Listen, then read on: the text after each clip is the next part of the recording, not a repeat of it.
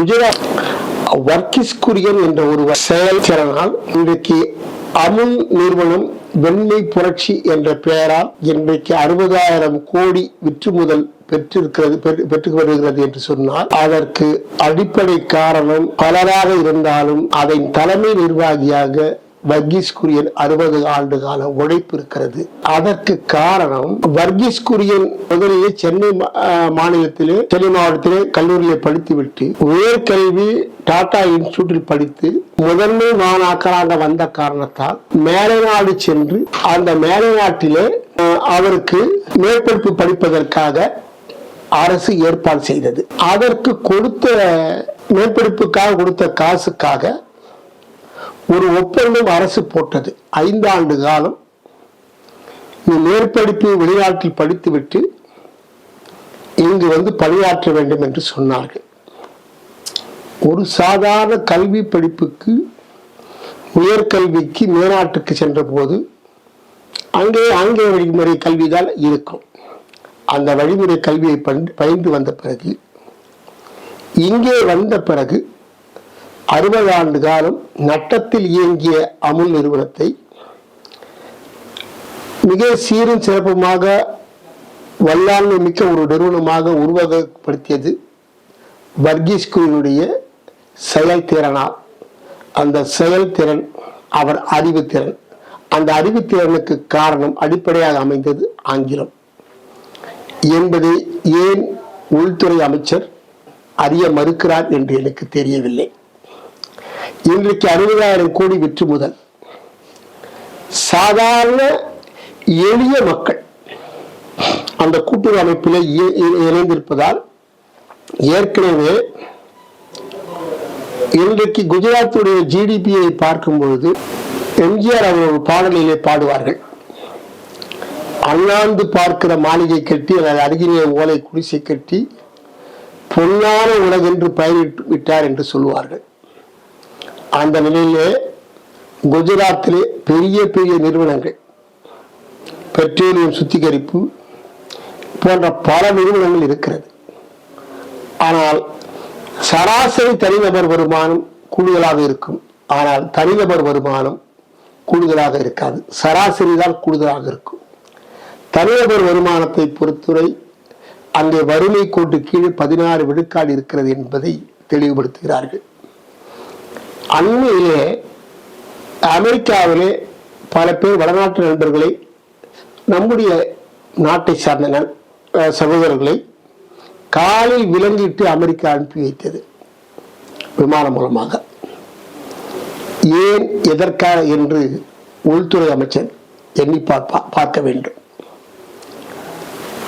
உங்களுடைய பகுதியில் இந்தி படித்ததால் வற்றாத ஜீவநதிகள் ஓடுகிற அந்த பகுதியில் வளமிக்க அந்த நாட்டில் செறிவுமிக்க அந்த மாநிலத்தில் அந்த மாநிலத்தை விட்டு அமெரிக்கா செல்ல வேண்டிய அதுவும் கொள்ளைப்புற விசா கொண்டு வாழ்வதற்காக செல்வதற்கு அடிப்படை காரணம் குறைந்தபட்சம் ஒரு ஆள் 70 லட்சம் ரூபாய் செலவு செய்தார் என்று அங்க இருக்கிற வடநாட்டு பத்திரிகை செய்தி வந்திருக்கிறது. என்று சொன்னால் நாடு முன்னேற வேண்டுமா, உங்களுடைய எண்ணம் ஈடேற வேண்டுமா? நாடு முன்னேற வேண்டும் என்று சொன்னால் அதற்கு மற்றவருடைய கருத்துரிமைக்கு பிரதிநிதித்துவம் கொடுக்கப்பட வேண்டும். அவர்கள் வாழ்வுரிமை எப்படி இருக்கிறது என்று தெரியப்படுத்த வேண்டும். கடந்த 70 ஆண்டு காலத்தை பற்றி காங்கிரஸ் நிர்வாகத்தை பற்றி சொல்லுகிறீர்கள். இன்றைக்கு அமிர்த்யா சென் புத்தகத்தை நான் படித்த போது 150 விழுக்காடு 20 விழுக்காடு உயர் சாதியினர் அரசு பதவி வகிக்கிறார்கள் என்று சொல்லுகிறார்கள். தங்களுக்கு ஆற்றல் இருந்தால், தங்களுக்கு திறமை இருந்தால் ஏன் ஆய்வு பணியிலே ஈடுபடவில்லை? ஏன் மற்ற துறைக்கு செல்வதற்கு மாறாக அரசு துறையிலே அமர்ந்து செயல்படுகிறார்கள்? ஏன் எஞ்சிய 80 விழுக்காடு மக்களை புறந்தள்ளுகிறார்கள்? இந்த நிலைப்பாட்டை எண்ணி பார்க்காமல் நாடு வளர்ச்சி என்பது ஈடேறுமா கேள்வி. இந்த நிலையே தான் நம் நாடு இருக்கிறது. யார் ஆளுகிறீர்கள் என்பது எனக்கு கவலை இல்லை. நாடு உய்ய வேண்டும் என்பதே எனக்கு கவலை. ஏனென்று சொன்னால், அதிகாரத்தின் உச்சத்திலே மொசாட் உளவுத்துறை அமைப்பிலே மிகப்பெரிய ஆளுமை பெற்ற இஸ்ரேல் இன்றைய நிலை என்ன எண்ணி பார்க்கப்பட வேண்டும். அதிகாரத்தின் உச்சத்திலே நம்முடைய ஹிட்லர் முசோலின் நிலை என்ன? அதிகாரத்தின் உச்சத்திலே தான் வாளை தூக்கிய நாளிலிருந்து வெற்றி முகத்தை கண்ட நெப்போலியன் கதையினுடைய இறுதி காலம் என்ன என்பதையெல்லாம் எண்ணி பார்க்கப்பட வேண்டும். 16ஆம் லூயினுடைய பிரெஞ்சு புரட்சியின் அடிப்படை காரணம் என்ன எண்ணி பாருங்கள். அடித்தட்டு மக்களுடைய வாழ்வாதாரம் பெருகாக நம்முடைய நாடு முன்னேறுவதற்கு வாய்ப்பில்லை. அந்த வாழ்வாதாரம் பெருகுவதற்கு அடித்தட்டு மக்களுடைய கல்வி, இன்னும் கேட்டால் அமித்யா சென் சொல்லுகிறார், 140 விழுக்காடு 5 வயதுக்கு உட்பட்ட குழந்தைகள் ஊட்டச்சத்து குறைவாக இருக்கிறது என்று சொல்லுகிறார்கள். என்று சொன்னால் வறுமை எத்தளவுக்கு பாதித்திருக்கிறது என்பதை எண்ணி பார்க்கப்பட வேண்டும். இது எதனால், ஏன் என்ற கேள்வி எழுந்தால்தான் இதற்கு பொருள் விளங்கும். 1970 சீனா 15 கோடி பேர் தப்பித்து போய் ஒருவேளை உணவு கிடைக்குமா என்று எண்ணி பார்த்தார்கள். அந்த ஒருவேளை உணவு வேற்று நாட்டில் கிடைத்தாலும் அகதியாக வாழ்வதற்கு தயாராக இருந்தார்கள். அப்பொழுதுதான் நாம் இருவர் நமக்கு ஒருவர் என்ற திட்டத்தை கொண்டு வந்தார்கள். அதைத்தான் எங்கள் அண்ணா 1968 அமெரிக்கா சென்று வந்து மக்கள் தொகையை கட்டுப்படுத்தாவிட்டால் வளர்ச்சி இருக்காது என்று தெளிவுபடுத்த அமெரிக்கா சென்று வந்து, அந்த நிலையிலே தான் இன்றைக்கு தமிழகம் மக்கள் தொகை கட்டுப்படுத்தியிருக்கிறது. வடநாட்டில் மக்கள் தொகை கட்டுப்படுத்தவில்லை. ஆகாறு அளவீட்டியதாரின் கீழிலே போகாறு அகலா கடை என்றால் வள்ளுவன். வருகிற வழி பெரியதாக இல்லாவிட்டாலும் போகின்ற வழி சிறிதாக இருக்க வேண்டும் என்று, வருகிற வழி இருக்கிற வருவாய்க்கு தக்கவாறு பிள்ளைகளை படிக்க வைக்க வேண்டும் என்று சொன்னால், அதிக மகப்பேறு பெற்றால் அவளை ஆளாக்குவது இயலாத காரியமாக இருக்கிற காரணத்தால் வழக்கு இன்றைக்கு தாழ்ந்து கிடக்கிறது என்பதை தெளிவுபடுத்த நான் விரும்புகிறேன். ஒன்று. இரண்டாவது, எங்கள் அண்ணா 1945 பணத்தோட்டம் என்ற ஒரு புத்தகத்தை எழுதினார். அந்த புத்தகத்தை முழுமையாக படித்து உள்வாங்கினால் அன்றைக்கு வடநாடு எப்படி இருந்தது, பீகார் எப்படி இருந்தது, அந்த வற்றாத ஜீவநதியை வாழ்ந்த மக்கள் வளத்தை எப்படியெல்லாம் இருந்தார்கள் என்று எண்ணி பார்க்க இயலும்.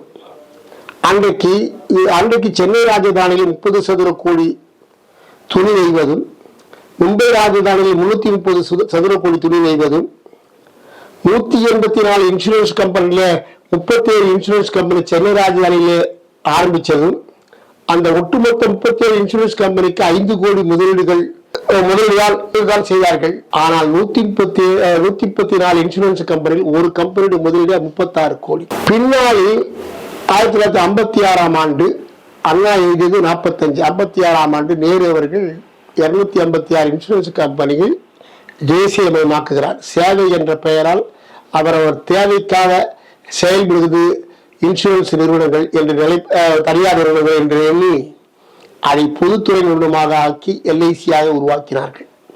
இதுதான் உண்மை. இந்த நிலையிலே பல செய்திகள் எங்கள் அண்ணா அன்றைக்கே எழுதியிருக்கிறார்கள். அதில் பல புள்ளி விவரங்கள், எத்தனை வடநாட்டு கம்பெனிகள் பிரைவேட் லிமிடெட் கம்பெனி அன்றைக்கு ஆரம்பித்தார்கள் என்ற புள்ளி விவரத்தை அதிலே 1945 பணத்தோட்டம் புத்தகத்திலே பதிவு செய்திருக்கிறார்கள். இன்றைக்கு இன்டர்நெட்டில் தேடி எடுக்கக்கூடிய அத்தனை புள்ளி விவரங்களும் அந்த பணத்தோட்டம் புத்தகத்தில் இருக்கிறது. அந்த அளவுக்கு வடக்கு வாழ்கிறது, தெற்கு தேய்கிறது என்று எங்கள் அண்ணா அன்றைக்கு தினம் சொன்னார்கள். இந்த வடக்கு வாழ்தலும் தெற்கு தேய்தலும் என்பதற்கு தெளிவான ஒரு முடிவை சொன்னார்கள்.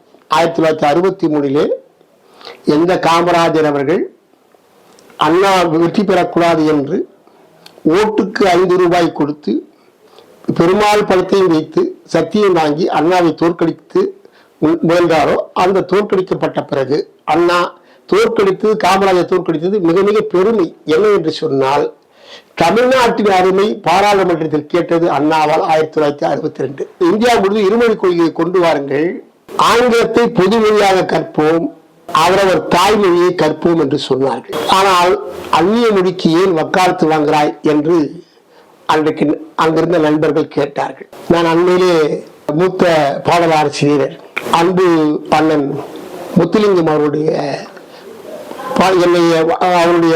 பாடலுக்கு வாழ்த்துறை வழங்க வேண்டும் என்று அழைத்திருந்தார்கள். எப்படி இமயமலைக்கு ஓமானம் சொல்ல இயலாதோ, எப்படி அட்லாண்டிக் குளிருக்கு ஓமானம் சொல்ல இயலாதோ, எப்படி கடலின் கொள்ளளவுக்கு ஓமானம் சொல்ல இயலாதோ, எப்படி கதையுடைய பிரபஞ்சத்துக்கு ஒளித்தரும் ஆற்றலை ஓமானம் சொல்ல இயலாதோ, அதை போல அண்ணன் 1500 பாடல்களை பல்வேறு மொழியில இயற்றிய அந்த மகத்தான மனிதரை போற்றுதலை ஓமானம் சொல்ல இயலாது, அப்பேற்பட்ட ஆளுமைக்கு சொந்தக்காரர் என்று சொன்னேன். சொல்லிவிட்டு ஒரு கருத்தை சொன்னேன். லதா மங்கேஷ்கர் மராட்டிய பெண்மணி. ஒரு நாள் அவருடைய இறுதி கட்டத்தில் தன்னுடைய மராட்டிய மொழியிலே பாடல் பாட வேண்டும் என்ற ஒரு எண்ணம், அந்த படம் இருந்தால் பாட வேண்டும் என்ற ஒரு எண்ணம் இருந்தது. ஆனால் மராட்டியத்திலே அண்மை காலமாக படம் எடுப்பது குறைந்து போய்விட்டது. ஆகவே அவர் பாட வேண்டும் என்று எண்ணிய அந்த பாடல்களை மராட்டியத்தில் பாட வேண்டும் என்ற எண்ணம் ஈடேறவில்லை. அந்த கலை நிகழ்ச்சியில் மராட்டியத்தில் ஒரு பாட்டையால் நான் பாடுகிறேன் என்று சொல்லி பாடுகிறார்கள். இப்படி மராட்டியம் இந்திய மொழிக்கு அடுத்த போல் இருக்கிற மொழி எது என்று வங்க மொழி, அந்த வங்க மொழி, ராஜஸ்தானி மொழி, குஜராத் மொழி, அதே போல ஒரியா மொழி, இன்றும் எண்ணற்ற மொழிகள், போஜ்பூரி, அதே போல முகிந்தா, அதே போல மைதிலி போன்ற எண்ணற்ற மொழிகளில் கலைத்துறைகள் வளர்ந்திருக்கும் ஆற்றலால் அந்த பகுதியுடைய வாழ் மக்களுடைய நிலைப்பாட்டை அறிய முடியாமல் ஒட்டுமொத்த இந்தியா என்ற ஒரு கோணத்தில் இந்திய படம் எடுப்பதால் அந்த தனிப்பட்ட மக்களுடைய வாழ்வாதாரத்தை சித்தரிக்கிற நிலையோ எதுவுமோ, பிற மொழியில் இருக்கிற நிலைமையை அறிந்து கொள்ளக்கூடிய, தன் மொழியை அறிந்து கொள்ளக்கூடிய வாய்ப்போ கிடைக்காத நிலை பெற்றதால் இந்தியா வளர்ச்சி ஒரு பக்கம் அன்றைய பாமரத்தனத்தில் இருந்து விடுபடுவதற்கு உண்டான வாய்ப்பை வடநாடு இன்னும் பெறவில்லை. தென்னாட்டில் அந்த விடுமை இருக்கிறது என்று சொன்னால் கன்னட மொழியிலே படம் இருக்கிறது, தெலுங்கு மொழியிலே படம் இருக்கிறது, தமிழ் மொழியிலே படம் இருக்கிறது, கேரள மொழியிலே படம் இருக்கிறது. அந்த கலைத்துறையின் மூலம் அவ்வப்போது சில செய்திகள் அந்த பாமரங்களையும் சென்றடைகிற காரணத்தால் எங்களுடைய விழிப்புணர்ச்சி கூடியிருக்கிறது. இதன் விளைவாகத்தான் தென்னாட்டில் எங்கள் இருமொழி கொள்கையால் இன்றைக்கு ஐடி செக்டார் அதிகபட்சமாக இருக்கிறது, வடநாட்டில் இல்லை. சாதாரண ஒரு மொழி பிற மொழியை அழித்த காரணத்தால், பிற மொழியில் இருக்கிற கலைத்துறை வளராத காரணத்தால் அந்த மொழியுடைய கலாச்சாரம் அற்று போயிருக்கிறது. அந்த பாடலுக்கு அவர்கள் என்ன செய்கிறார்கள் என்ற எண்ணமே ஈடறவில்லை. இந்த இயல்பு நிலை திரும்பாதது விளைவாகத்தான் வடக்கு இன்றைக்கு வீழ்ந்து கிடக்கிறது. இந்த நிலையை அறிய வேண்டும். ஏனென்று சொன்னால் அது மட்டுமல்ல, யாரோ நான் எந்த கலைத்துறையும் சார்ந்ததும் அல்ல. ஆனால் என்னை பொறுத்தவரை இதற்கு ஒரு மேற்கோள் காட்டுகிறேன். ஐயா அமித்ஷா அவர்களே, கொஞ்சம் தயவு கூர்ந்து கேளுங்கள். சிங்கப்பூர் லீ குவான் யூ அவர் ஒரு சீனர், தன்னுடைய தாய்மொழி சீனமொழி. 77.89 விழுக்காடு அவர்கள் பேசுகிற மொழி, 14 விழுக்காடு மலாய் மொழி, 9 விழுக்காடு தமிழ் மொழி. மூன்றும் அங்கீகரிக்கப்பட்ட மொழி. இந்தியாவில் 22 மொழி அங்கீகரிக்கப்பட்ட மொழி போல அதுவும் 3 அங்கீகரிக்கப்பட்ட மொழி. இந்த 3 மொழியும் ஏதாவது ஒரு தாய்மொழியை யார் வேண்டுமானால் படித்துவிட்டு பொதுமொழி ஆங்கிலத்தை கற்க வேண்டும் என்ற நிலைப்பாட்டை கொண்டு வந்தார்கள். வேற்றுமையில் ஒற்றுமை. சிங்கப்பூரில் இருந்த காலத்தால் சிறுபான்மை தமிழர்கள், அடுத்த கட்ட மலாய், மிகப்பெரிய பெரும்பான்மை சீனர்கள், எல்லோரும் ஒற்றுமையோடு வாழ்வதால் உலக அரங்கில் 2வது வர்த்தகத்தில் சிங்கப்பூர் இருக்கிறது. நமக்குள் ஒற்றுமை நிலவினால் அந்த ஒற்றுமை எதிர்ப்பகையை வெல்வதற்குண்டான வாய்ப்பு கிடைக்கும். வள்ளுவன் சொல்லுவான், எதிரே 70 கோடி பகைவர் இருந்தால் தவறில்லை. அருகே ஒரு தவறான அமைச்சர் இருந்தால் மன்னன் வீழ்ந்து போவார் என்று சொல்லியிருக்கிறார். இது எங்கள் வள்ளுவத்தினுடைய கூற்று. ஆக துரோகியை பக்கத்தில் வைத்துக் கொள்ளாமல் நமக்குள் ஒரு ஒற்றுமையை நிலவும் போது அது வளர்ச்சியை காண்பதற்கு வழிவகுக்கும். இதற்கு உதாரணம் இலங்கை. சிறுபான்மை அளிக்க நினைத்து பெரும்பான்மை பெருங்கடனுக்கு ஆளாகி பெரிய நாட்டுக்கு உடன்பட்டு அந்த கடனை அளிக்க முடியாமல் இன்றைக்கு திண்டாடுகிறார்கள். இந்த நிலை இந்தியாவுக்கு வரக்கூடாது. நீங்களும் நான், உங்களுக்கு எத்தனை ஆண்டு காலம் ஆயுள் இருக்கும் என்று தெரியாது, எனக்கு எத்தனை ஆண்டு காலம் நான் இன்றைக்கு இருக்கிறேன், நாளைக்கு இருப்பனோ இல்லையோ எனக்கு தெரியாது.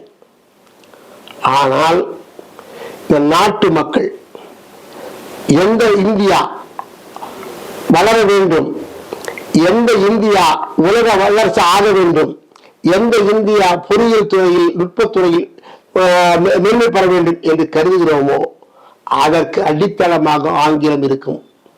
அந்த ஆங்கிலத்தை அறிந்த காலத்தால் குஜராத் எப்படி வெண்மை புரட்சியில் வென்றதோ அதை போல இன்றைக்கு தமிழகம் வென்றிருக்கிறது, தென்னாடு வென்றிருக்கிறது. இதை போல வடக்கும் வெல்ல வேண்டும்.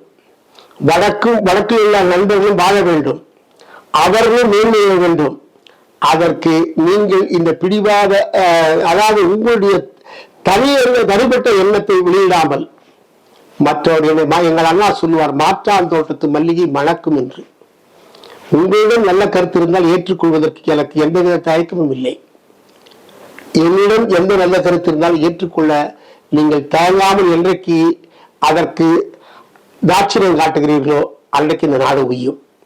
இல்லை என்றால் ஒரு நாள் நமக்குள்ளே சண்டை சச்சரவால் வீழ்ந்து போவது. இன்றைக்கு நான் 10 பேராக நான் இருக்கலாம், ஒருவரை ஆதிக்கம் செய்து அழிக்கலாம். ஏற்கனவே இஸ்ரேல் அப்படித்தான் நினைத்தது.